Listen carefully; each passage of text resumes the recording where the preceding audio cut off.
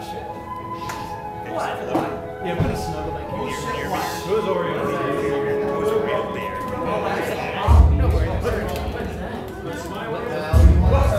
What is that? What is your house? What? Ireland. No, what is that?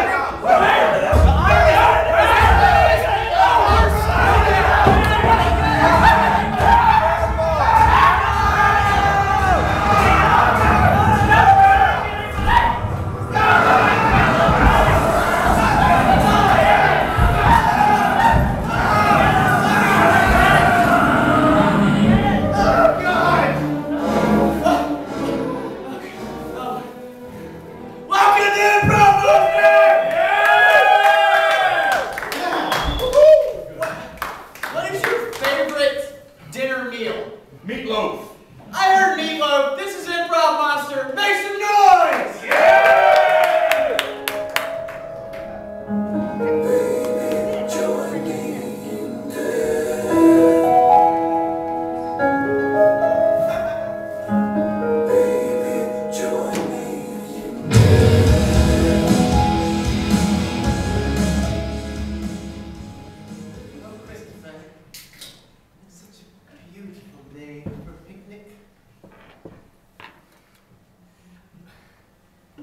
Really, I shouldn't be out here.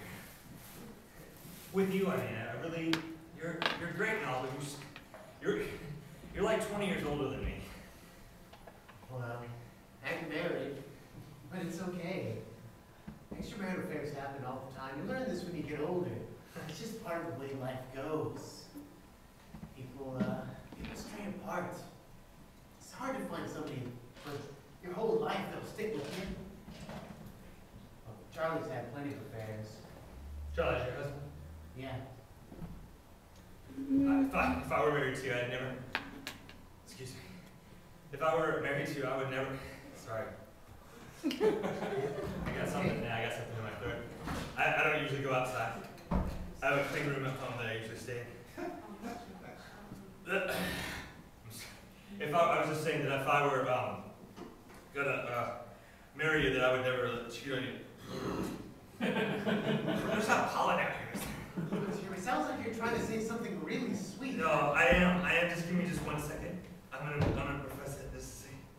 Go ahead, profess it. Right in front of me. Charlie. That's right. I'm Charlie. Jeremy, don't worry about this.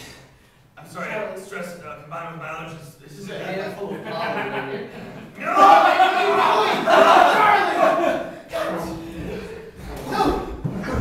Don't hit her!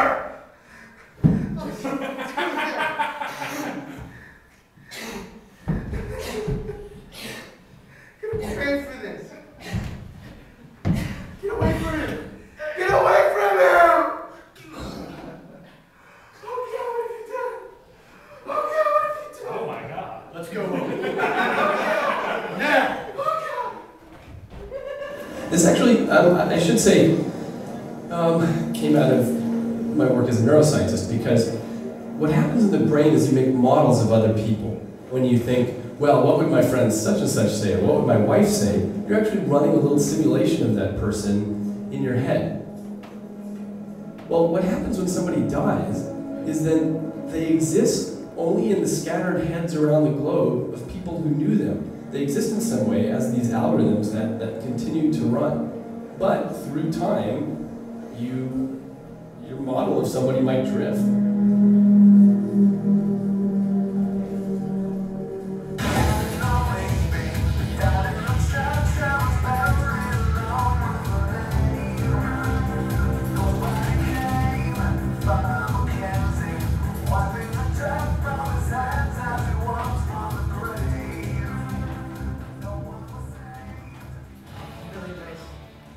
Really nice nerves.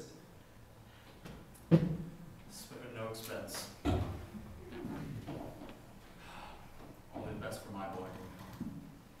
I'm really sorry. I was just getting to know him. He was a really good kid.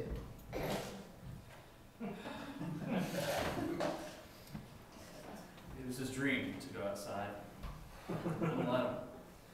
Boy had allergies beyond allergies. You ever see The Bubble Boy? John Travolta? Yeah. That was basically it. He never told me. I just want to let you know that he never told me that he had these problems. You know, as a father, I wanted the best for him, and he just wanted to go outside so badly to be with the other kids. He was fucking weak is what he was. He's a fucking quitter, he's a liar. No, I never meant to kill him. I just wanted to teach him a lesson. Hey, did it work? He's reincarnated. He won't sleep with somebody's wife again. Yeah, he won't fucking lie about, I can go outside, I'm so strong. You're a fucking weak He kid. wasn't weak. He was cute. Cute in what way? His last look before the life left his body, he said, "I'm fine. I'm cute." And I was sad that moment. That's weakness. Right before you die, it all comes out of you. Remind me how he knew you again. Well, I met him at the grocery store. He just happened to be passing the canned soup aisle. I saw him. In his bubble? Well, Because remember, he's allergic to everything, so if he goes outside, he has to be in his bubble. I didn't realize that's what it was. I thought it was just some sort of cool. It's not a hamster ball. It's not as cool as everybody makes it out to be. He's trapped in there. He can't move unless it's really not that fun. So, look, if you were one of his friends, that's great. At least he had somebody that he could talk to. He could talk to her. He talked to her better than I ever did. I'm sorry. No, I'm sorry. Are you Charlie Mendoza? The pollen bandit.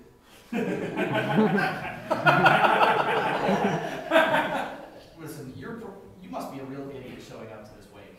This is cheaper than a fucking movie. Why don't you just be quiet? Get in and cause a scene here. This family's grieving. I'm grieving too, you know. Every day I think about his little clogged nose, his sinuses. Deserve that. Just have an hors d'oeuvre and be quiet, okay? Someone gonna cut the fucking cake yet? Dad! Son? Dad! Oliver?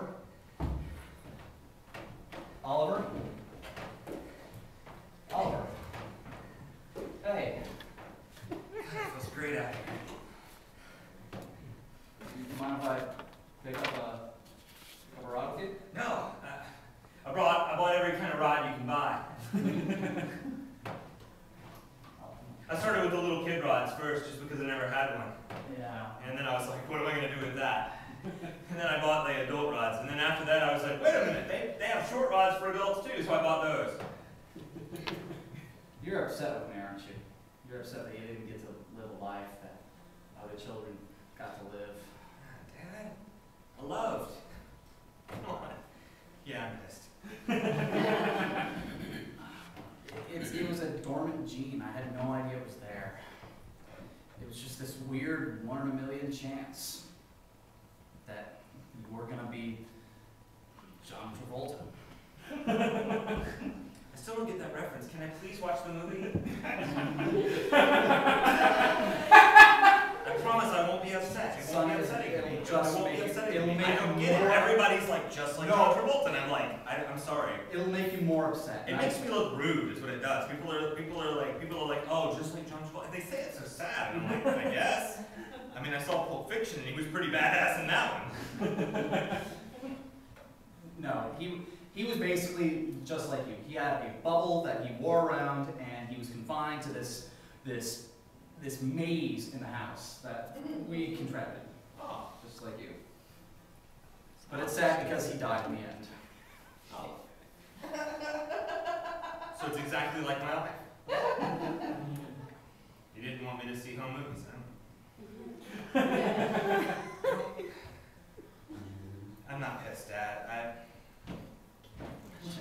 Oh, I got one thing to tell you about death. It's not as... Nah. What? No, come on. Son!